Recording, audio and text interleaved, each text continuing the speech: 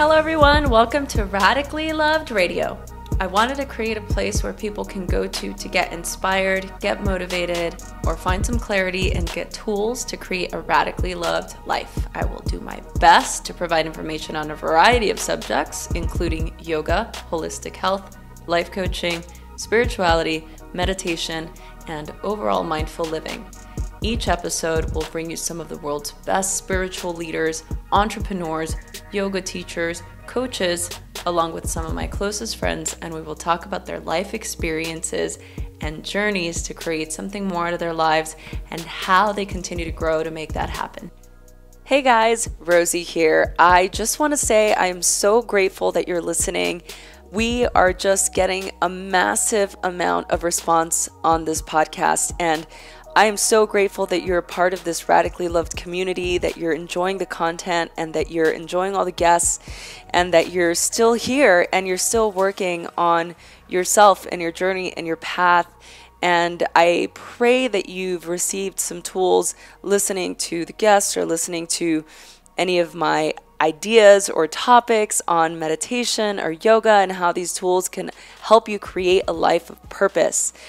To continue to help us give you the best content, you can subscribe to this podcast, and most of the time you can just do it from your phone, from iTunes. Click subscribe and write a review. This really helps us continue this path and this journey, and we love doing it so much. And again, I'm so grateful that you're here. Let us know what you thought. Thanks for listening. 1 cup of tea is all it's going to take to completely transform your perception of what premium tea should be. For those of you who are tea lovers like me, I'm so excited to announce my partnership with Rishi Tea for this amazing giveaway. Rishi Tea is going to give away an entire Matcha Essentials kit. All you have to do is go on Instagram, tag me, Rishi Tea, and the hashtag Radically Loved Rishi for your chance to win an entire Matcha Essentials tea set, which those of you that know me know that this is like the ultimate gift. So for those of you that are interested, go on Instagram now, snap a picture of what your tea ritual looks like, and get ready to experience the best tea you've ever tried in your life. Rishi Tea is my ultimate favorite. I cannot wait to share this experience with you. Layla Fanucci is an artist and an entrepreneur. She has a very unique style in which she paints layered cityscapes and has an impressive resume of gallery and museum exhibits, including the Louvre in Paris. She's sold hundreds of paintings, and you'll never guess her inauspicious beginnings. She has a background in the arts, and her medium has always been music, and for more than 25 years, she has played the clarinet, the piano, the guitar, and taught music both in schools and privately. When she discovered her true calling, it was the only drive she needed in order to propel her forward in her career. Today, she and her family run the Charter Oak Winery, where she has her studio and her gallery. She and her husband spend their days sharing their respective art forms, wine, and paintings with people from all over the world. Her success story is something that was so pivotal to me and my journey and my path. And I've spoken with Michelle Fanucci, which is her daughter, earlier this year, in which we talked about this story and how it inspired me to basically follow my heart. She herself took a very bold and risky, but nonetheless deliberate path. And in this podcast, I had the pleasure and honor of talking to her a little bit about how she got there, and she shares her keys to success and definitely some really wise insight as to how we can all really learn from finding what our passion is and finding what our true calling is. So thank you so much for listening to this. This is definitely one of my favorite interviews that I've done. And without further ado, here is Layla Fanucci. I don't know if Michelle talked to you about how when she told me your story, that was sort of the catalyst to make me quit my job. She told me a little, not a lot. So you can tell me a little more. Absolutely. So she told me a little. Yeah. So basically, this was on a day, and Michelle Fanucci, for those of you listening, is a friend of mine and is Lila's daughter.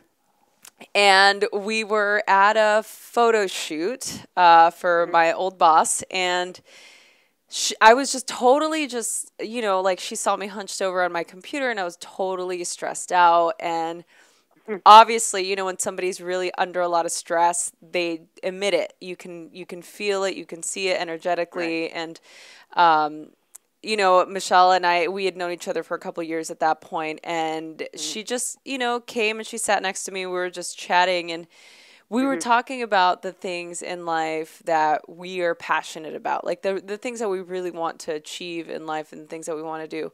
And then she started to tell me about you and your story, and how you have your background in the arts, obviously, and in music, and how basically and I want you to tell the story because I want to hear it in your words, but you basically left that career to go and create art, and to basically go to your true calling as a painter and an entrepreneur. And that, to me, the way that she told me the story was pretty much all I needed to hear in that moment for me to give my boss my notice and be like, I can't be doing this anymore. Like, if Layla did it, I could do it too. And so that's really, like, in the smallest nutshell what happened. So and I know you've heard it. You've heard about it before. So,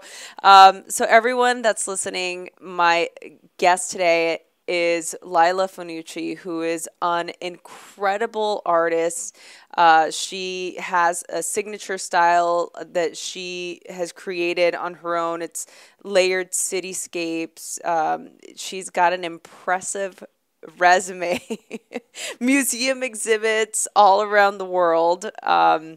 And I could try and tell people about you, but I feel like when there's an artist that has had an exhibit at the Louvre in Paris, to me, I'm just like, that's all really I have to say.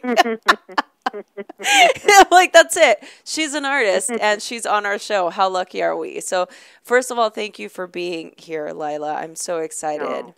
Rosie, it's a pleasure. It's a pleasure. And for the people listening, can you tell us a little bit about you, a little bit about your story? They're probably really curious as to the story that I'm talking about that was the catalyst for me quitting my job.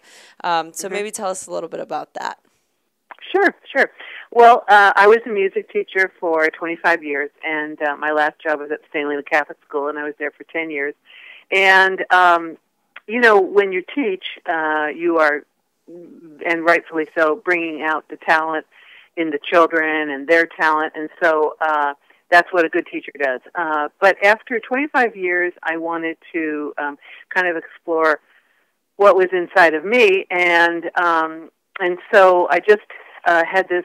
I started actually in a very unintentional way. I was teaching, and I started painting a painting because I wanted one for my home, and I wanted a big painting. I wanted what I call real art, so no posters framed, but I wanted real art, so live art. So I went around and I shopped around in the little towns nearby, and I couldn't find anything that I liked.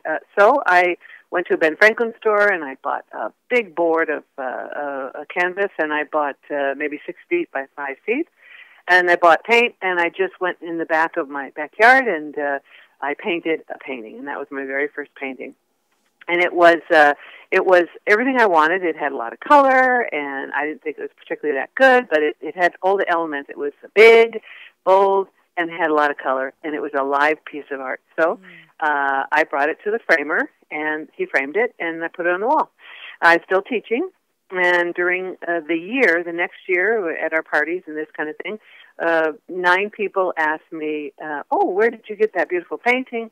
And I want to, have one too. And I said, well, I painted it. And they said, will you paint me a painting? Which I did. And so in the first year, I sold 9 paintings, and I became addicted to painting because it was a little bit of different element. It was everything that I had inside coming out. So now I got to nurture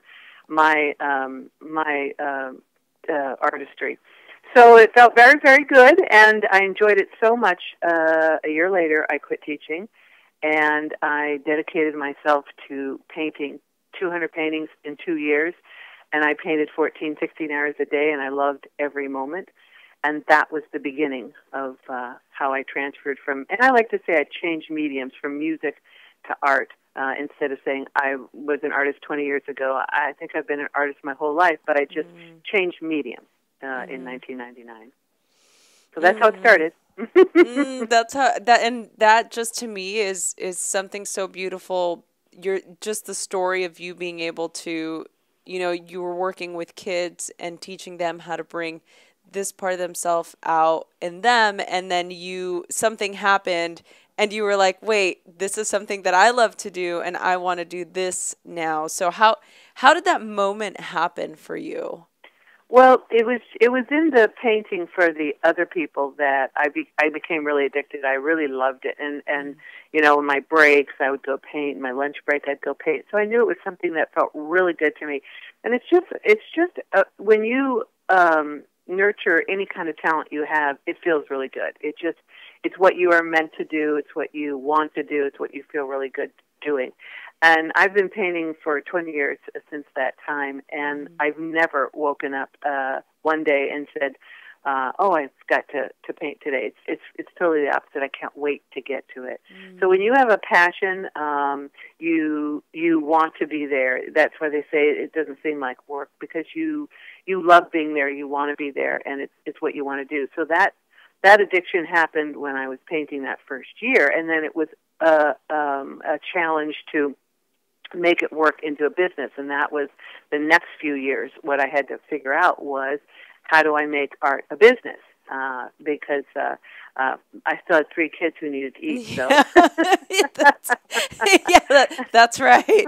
So was it an easy transition? You know how they always say, like, artists are not very good business people. I refuse to believe that, because I've seen it been done, and I aspire to be able to do both as well. So tell us how you did that. Well, I do think that an artist loves to create, and I do think that when you focus in on that side, you're doomed, because I do about 50% the business side of art and 50% the creative and the painting side, the side we all love of art. So I do think that if you don't have that business side, you're doomed to fail. And I do think you need both. So for me, I spent a lot of time creating and the works to present them to the world, but I also spent a lot of time on the business side, with getting into galleries and getting to know the people and marketing and, inviting them over to my studio. And there was a lot of the business side and the PR side that I did all pretty much by myself.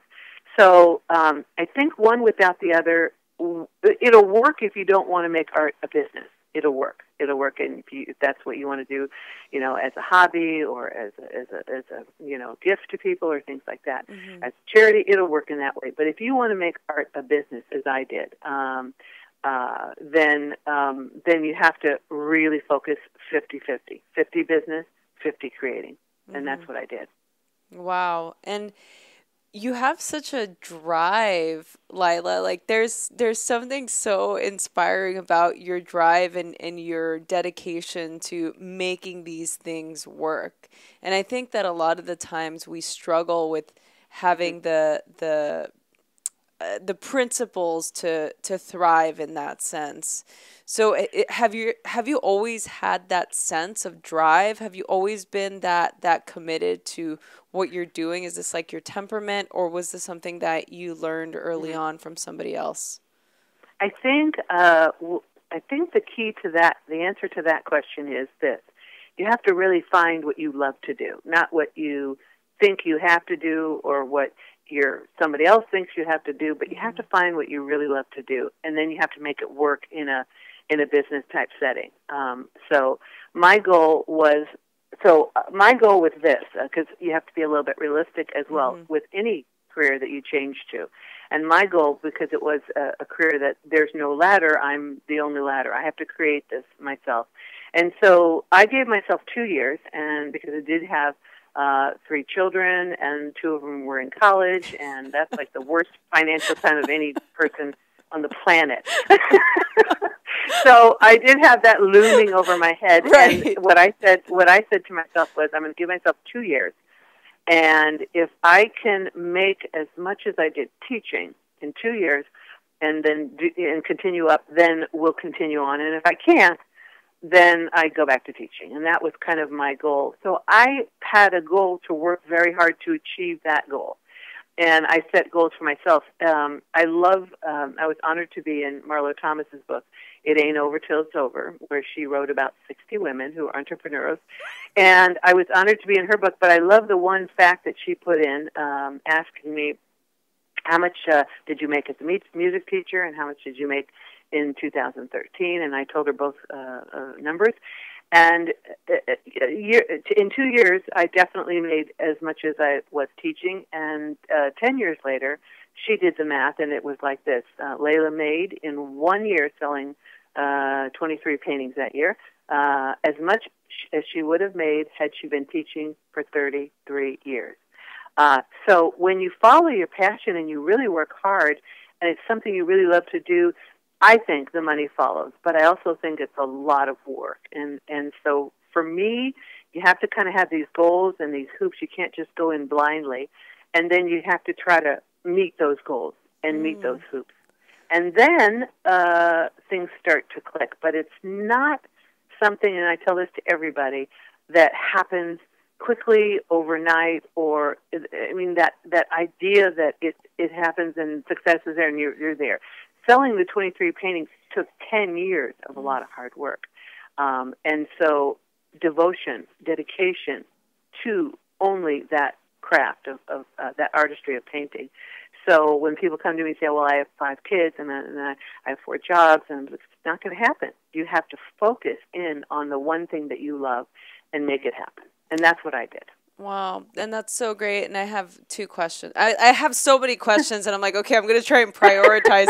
The first one to what you're saying is, how, if there's somebody out there listening, or for people out there that are like, well, I don't know what I love. Like, I know that you know, what you guys are talking about, find something that you love, and what if I don't have anything that I love to do? Well, to that I would say, then this is just my belief. I think and I don't think there's just one talent in all of us. I think there's many talents in all of us. I really do. I mean, I think you can be a musician, and you can be an artist, and you can have many, many talents. You don't just have to necessarily have one. But I think that my answer to that would be, you really have to find what makes you happy. Like, music makes me really happy. I can play all day long, and it would be 5 minutes, but I'm there for 8 hours. Painting makes me happy. Same thing. I can paint all day. It seems like 15 minutes. You have to find what makes you happy. You know, what is that? Where is that place where you find the work that makes you happy? And everybody has talent. It's just a matter of finding it. What is it? And really being true to that talent, not what you think it should be or what others think it should be, but really what you think it should be. And then taking that talent, and this is the hard part, doing the hard work that goes with that. You know, I work and still work 7 days a week. I work long hours, and because I enjoy it, it doesn't seem like work, but I do put the time in. And sometimes people wonder, I want to do 4 hours here, 5 hours here. That won't work.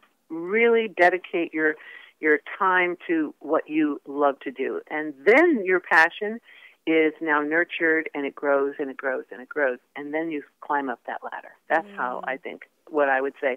But I'm not a believer that you have only one, and that once you find that one. No, you may have one, and it might be 20 years, and then, or 10 years, and in 10 years you might find another talent and nurture it. That's what life's all about.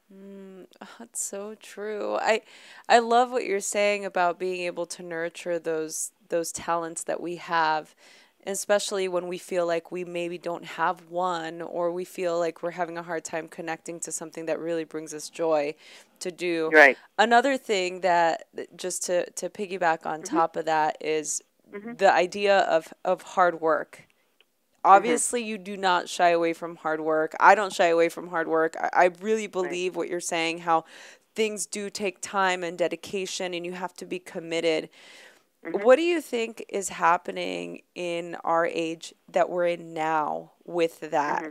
Because I feel like there's a lot of people, even maybe people listening, that Mm-hmm. find that talent and find something that they could commit to and do it for like a week and are like, oh, this Mm-hmm. isn't working. This is Mm-hmm. obviously not what I need to do. Mm-hmm. What do you say, or what's your opinion in our the culture that we're in at the moment with all this instant gratification and things happening Yeah. quickly and get rich Yeah. quick or find Yeah. your destiny, all of these things. Like, what's your Right. opinion about that? Well, I think your generation has it the hardest. I really do. I think this is the hardest I'll start time. crying right now. Like, what? I know. Sorry. I really do. I think it's the hardest time because you're inundated with so much, with your TV and your phone and your iPhone and your iPad and your computers and your texts and your messages and your emails. It's absolutely insane when you think about it. And I think you have probably the hardest challenge of any generation of our time. At the same time, I also think you have the most blessings of any generation because the bad of that is also there's a lot of good in that you have the ability, this generation, to be an entrepreneur like nobody ever had before. So you have that global internet coming in, and you've got contacts with people, and you've got access to so many things that the other generations didn't have. So it's good and bad. It's good and bad. Mm-hmm. What I would do is I would take the good and run with it. And if I were a young person in this generation, I would do something like start my own business, but really make it a business where you have the passion, and this is something you really love. Like my husband loves making wine, so that's his passion. And I love the quote that he did for the CNN interview. It's my favorite quote, and it says like this. This is him quoting. He says, "You can't stop me from making wine. It's in my blood." That's a passion. When you can't stop somebody, that's called passion. So you have to find that first, because it's not a passion, it's not going to happen. But then I would just find my way with all the access that you have to the internet and everything to create a business that is something that you wake up every day and are excited about, and set those goals. Okay, now in 2 years I need to be here. In 3 years I need to be here. In 4 years I need to do that. And it's really you, yourself, and you creating that business and making it happen. I don't think that when you rely on other people to do it for you, I think that's when the failure happens. Mm-hmm. It's got to be you creating it and you making it happen and you driving the engine. And because you have all the technology, that's the good news. It can happen. Mm-hmm. Whereas before, I think it would be much, much harder. So I would take the good. The bad is you have to sift through all that and be able to compartmentalize and say, I'm going to now, not let this in right now, and because it's overwhelming. Yeah. There's the good and the bad. Yeah, there is. You're absolutely right, and there is so much to sift through in your career, especially with the amount of dedication and the amount of hard work and your businesses and your family and everything that you're doing. Has there ever been a time where you felt discouraged, or you may have felt like maybe something that you were doing wasn't going to work? Well, that's another thing that I think is really important when you find what you really love to do. You just have this. I always had this optimism that, I could do it, but I also had a backup plan. So if I couldn't do it, then this is what we'll do. We'll go back to teaching, or we'll do a different form of teaching. But so I always had my little backup plan because we needed that. But I always had the confidence because I knew that this was something that was so important to me. And, this is something that it's interesting. When you believe in what you are presenting to the world, they believe in it too. And, to date, I've sold over 420 paintings to date. That's not giclées or posters, just originals. And, to have that many people believe in your work, you have to believe in it yourself. You have to really believe in what you do, and it transfers to other people. So if you don't believe in it, it's probably not going to go far. I've always believed in that work that I've done, and that it's something that is hopefully a gift that people will enjoy for a lifetime. So I've believed in that, and I think it's translated. So you have to believe. Yeah. So the key is to be able to just fully commit. It's what you're saying. It's really about committing to yourself and believing in yourself. Yeah, and I think that the mistake a lot of people make is to try to do too much at one time. When I started painting, it was in my mid-40s. My children were grown. They're out. You know, they were on their own pretty much, and so I could devote every single moment to painting. But you know, if I'd had 3 little kids, it would have never happened. So you got to make sure you have the time and the place and the space to really focus and develop. If you're too scattered with 5 million things going on, it just won't happen. Yeah, and I think that part of that scattering is, for us in my generation, is the social media and, you know, all the distractions that we have, all the really great Netflix that's out there, you know, all of these things that just create so much distraction. And and that's the negative part that you have to control on your own, within your own self, and control that. And the positive side, being global and being able to reach so many people, you accept that, you welcome that, but you have to be able to control that. Otherwise, it will overtake you. Mm-hmm. Yeah. In your life, who have been the biggest influences? Been the biggest influences? Yes. Well, you know, I really would say I really admire people who have achieved whatever they wish to achieve, and then have given back to the world. So I admire many politicians that have done that and that are still working in their 80s, like Nancy Pelosi and Dianne Feinstein. I mean, I marvel at them. I of course love people like Oprah and Maya Angelou who came. Just what they've done in their lifetime is a pure miracle. But they've also given back. So there's so many I could name, but I admire people who have worked hard, achieved their goal, and then achieved success, but then have taken that success and given it back to the world. Those are the people that I admire. What's the biggest advice you can give us? And I feel like you've already answered this question, but what's the biggest advice you can give us about following our heart? About following your passion? Yeah. I would say be really clear about what that passion is. You know, I think that when we grow up, as young people, we listen to our parents and our neighbors and our friends and everything, and we get a little bit influenced in well-meaning people influence us into being something that maybe is not who we are or what we want. I see that all the time. And I think the best advice would be very clear as to what your real passion is, what you really love to do, what your contribution to the world is. And when you're clear with that, that's the biggest step, because then you can take steps to make it happen. The problem is, I don't think that first step might be the wrong step, and that's where it's the most important step. And you have to decide that for yourself. Every person has to decide for themselves. Do I want to be a therapist? Do I want to be, a producer? Do I want to be a winemaker? Do I want to be an artist? Whatever it is, you have to decide. That's the hardest part. So my thing would be, find what you really love, not what you think you love or what other people think you love, but what's your heart's calling in this world, and that's where you'll succeed. I think that's such a true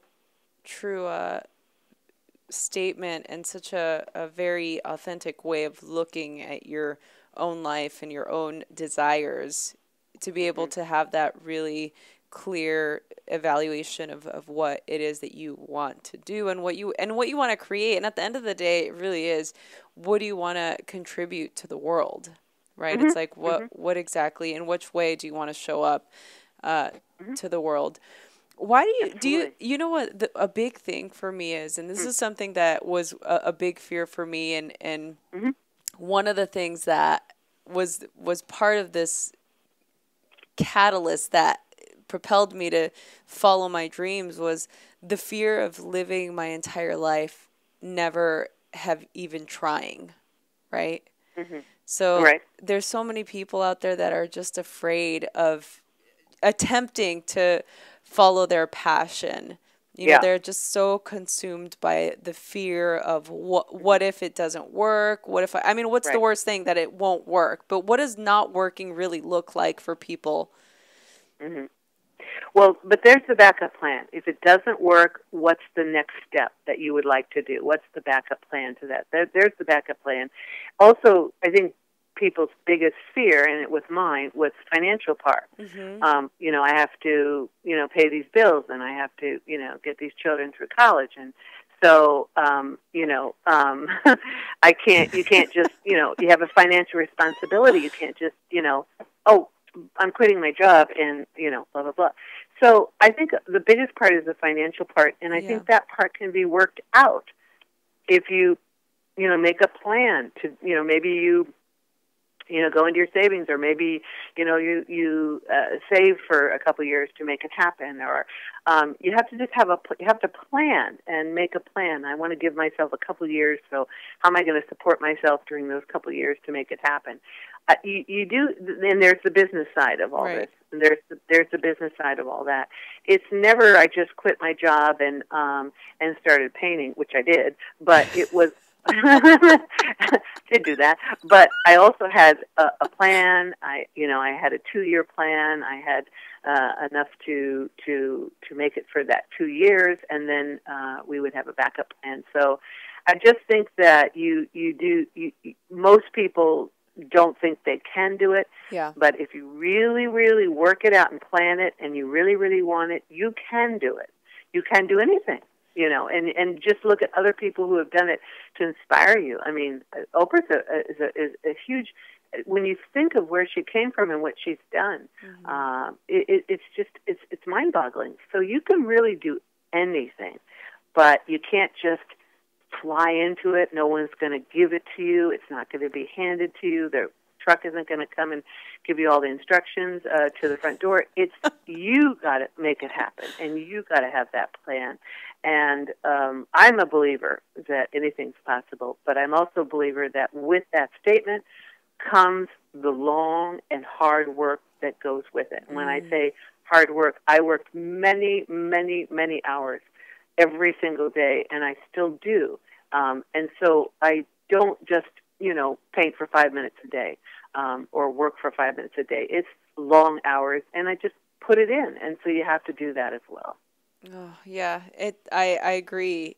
I did the same thing. Obviously, I quit my job and then just started teaching yoga and doing life coaching. I mean, that was just it. I did it, and it's funny when I work with people now. That is not ever my advice. I'm like, well, hold on, like, don't just quit. Yeah. Definitely, there has to be a plan, and my plan came after the fact. But I was so committed.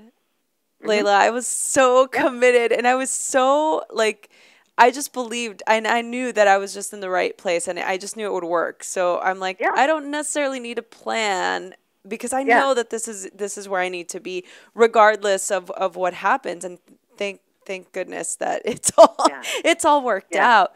But another question in regard to being able to follow your passion is in regard to the people in your life and the support that you had. What if there's people out there that are listening and are really inspired right now by what you're saying, but then have people in their life that aren't as supportive? How important is it to be surrounded by supportive people? And what can you do if you're not surrounded by people that are going to be on board? Yeah. Well, I did have the support of my husband and my family, my children. And my older daughter said to me when I had my first show in New York, and it was just like, boom, out there, and if you fail, you're done, and if you do well, we'll keep you, kind of thing. And she said to me, wasn't it you, Mom, that said better to try and fail than to never try at all? And I said, you're right, I did say that. But I think that, darn it, I think that for those who don't have support, you can support yourself, and you can still do it. You can still do it without support, because the support comes from within you. But you have to have that confidence and that strength and that passion and that desire that has to come, and that work ethic has to come in from you. So I think it's possible without support. It's obviously better if you have somebody cheerleading you along and saying, I'm going to help this way, or, you can do it, better to try and fail than to not try at all. It's obviously better to have that support if you have family or friends. Mm-hmm. This is a plus.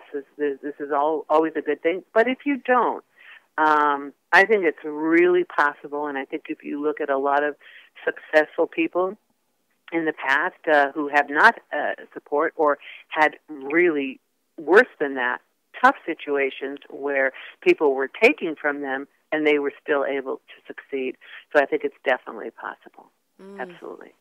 Yeah. Good. That's good. That's good to hear, because I know that sometimes some people are really in a position where they're just surrounded by, a negative parent, a negative partner, or like negative friends that are just not supportive. And that's the worst. Yeah, because that's the worst. It's just not conducive to our own ability to thrive, And that's even worse than having no support. Worse than having no support is have somebody bring you down every time you're trying to succeed, and they're bringing you down because they have their own issues. That's to me the worst. But you have to be able to say that I have to ignore that to do what I need to do, and that's a whole different ballgame. Ideally, it's best to have support. If you don't have support, you can definitely do it. If you have people dragging you down, then you got to get rid of that. How do we get rid of those people?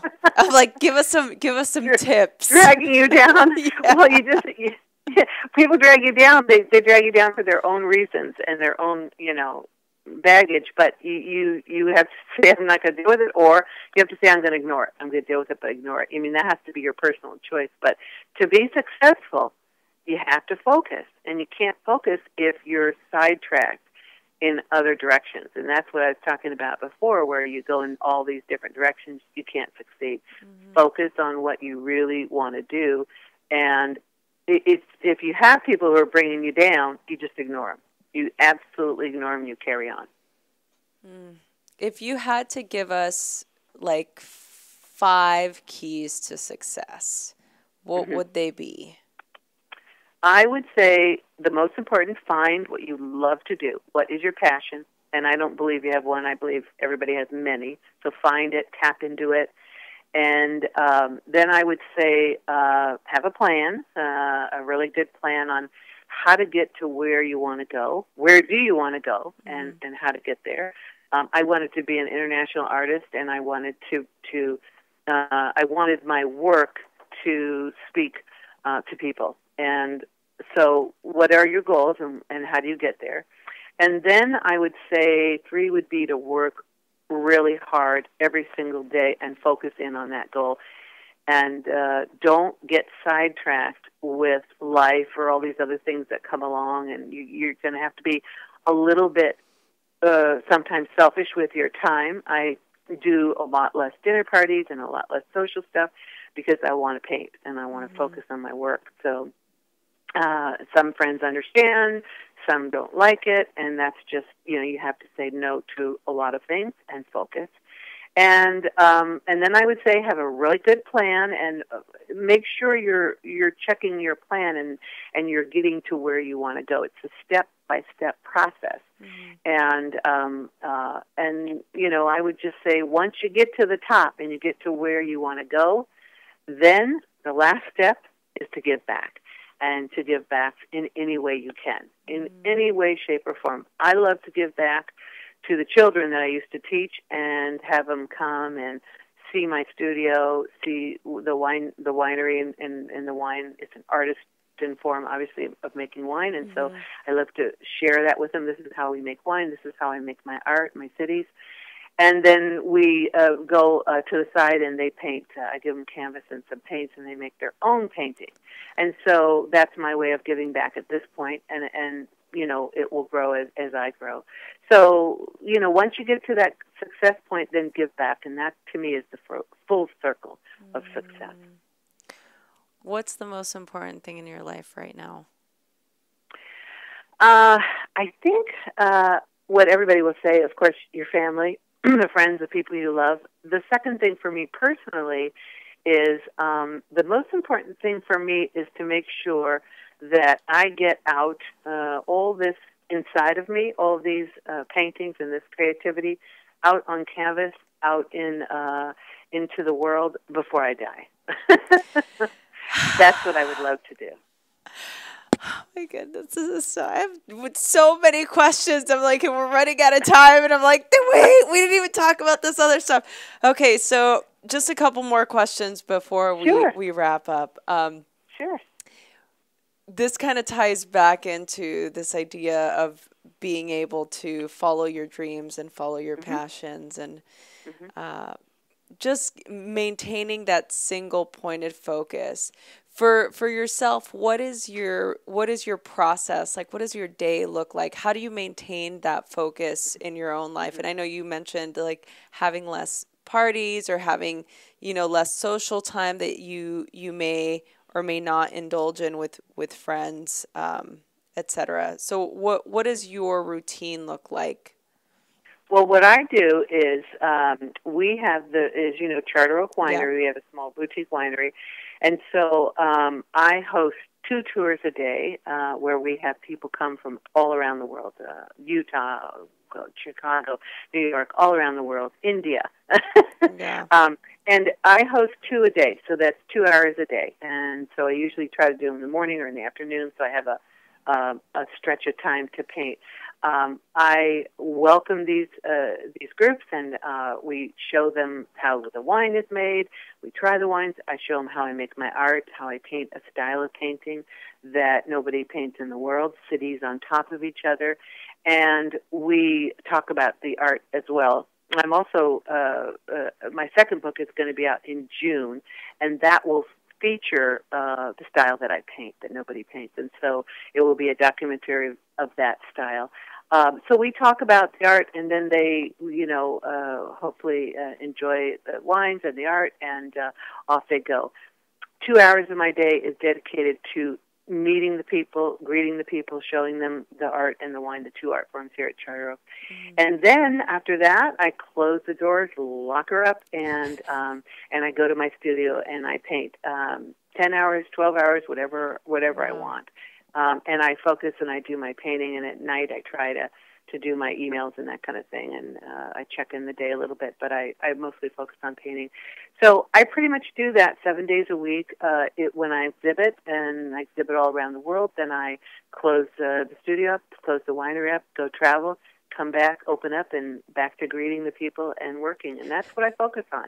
I focus on, you when you create an art piece, whether it be wine or art, you have to share it. There's 2 parts of it: creating it, of course, and then sharing it with the world and with the people. So we try to do both here, and again, that's the left and the right side, the business side and the artistry side. So that's how my day looks. That's such a beauty. I'm like, can I come live there with you guys? I keep telling Michelle, I'm Rosie, like, I'm going to come. The next time you guys go up there and I'm in town, I'm definitely going to hitch a ride. You should definitely come. I'm definitely planning on it, for sure. Please do. Please do. So just a couple more questions, and then I will I let you get back to creating amazing art. So I asked this question, and I actually don't think that I've ever explained why I asked these questions, but I think that when we're in our teenage years, there are pivotal things that happen that create an opportunity for us to choose a path, in my opinion. And there's also something that happens when we reach a certain age where we have acquired all of this wisdom, right? So I always like to think of all of us in the center point of the spectrum. And so I always like to ask the question, I'll ask you, what advice would you now give your 15-year-old self? That's a great question, Rosie. That's a great question. I would say to my 15-year-old self to don't listen to the voices that you hear from those well-meaning people around you, and listen to yourself, your inner self, and what you feel, what you think, what makes you happy, what delights you. I would say listen to that voice inside of you, and don't let anybody change that, and nurture that, and believe in that. And I think I would say that to my 15-year-old self. Believe in who you are, who you were made to be, because everybody has, I think, a destiny, a contribution to the world. And I think we're here not just to live, but to contribute and then give back. And then you can say at the end of your life, or at least I can say, job well done. Job well done, because I shared the right gift to the world, and I gave back. Okay, now that's what I want to do before I die, so I can say, job well done. So I would say believe in. You're going to get faster to that point if you get on track earlier. That's true. And I would say believe in who you are, what you want, how you feel, and be in tune with that. Because it's very easy, particularly as a 15-year-old child, to believe what other people think you are, and what other people want for you, what other people think the path that you should go. And that happens all the time. So that would be my advice. Don't believe in the well-meaning people around you. They're doing it for good reasons most times, but believe in who you are. What would your 85-year-old self tell you now? My 85, when I'm 85? When you're 85. Long way from now. Well, not a long way from now. Long way. No, not a long way. But I would say my 85-year-old self would say, why are you laughing? Keep going. Keep working. Keep going. Don't stop. It ain't over till it's over. That's what I would say. To quote a very good book. Okay, great. Okay, final question. So Radically Loved is this forum that I created for people to come to get information, to maybe even achieve some clarity, or just listen to other people's stories of their journey, their path, or their passion. The idea is that we are radically loved by universe, source, God, energy, what keeps this planet alive, basically, and that we are supported by the universe that conspires for us and not against us. So the questions to you are, how do you feel radically loved, and what do you radically love? I feel loved by by who. Some people will say it's God. Some people will say spirituality, or however you want to describe it. But I feel loved by, let's put it, our Creator. I feel loved by the person who, when I am closest to who I am and who I'm meant to be, I feel very, very loved. When I get off track and go into a different direction, then I get into trouble. I feel loved by, just the presence of what you could call God or spiritual being. I think when you have that, you have everything. It's all within the person. Everything you need, everything you desire, everything you want to do, it's really within you. And if you have that, you have everything. Wow. And what do you radically love? What do I radically love? I love. Well, I would start with. I love God. I love. His creation. I love my family. I love good friends. And I love creating. I love doing all that. And then the peak for me is to sit down with the family and the friends and all the people I love and enjoy. Oh, I love that.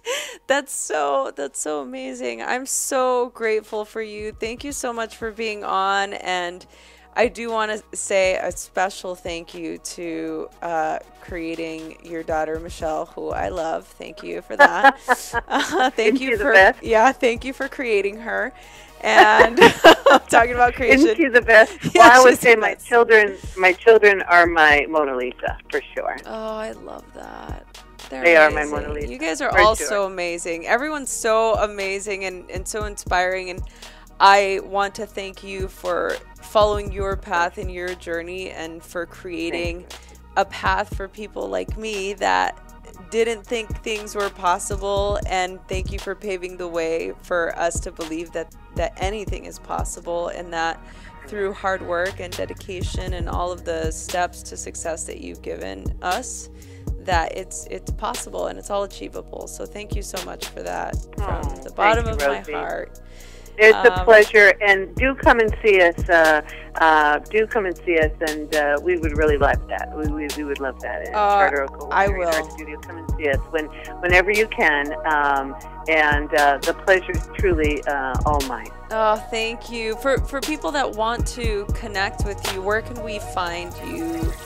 You can go to LaylaFanucci.com, or you can go to CharterOakWine.com. And you can see all about us and give us a call. And we do tasting and tours every day, and we just love to meet and greet the people and show them what we do over here. Oh, so great. Thank you. Thank you so much. You're welcome, Rosie. Thank you, and we'll see you very soon.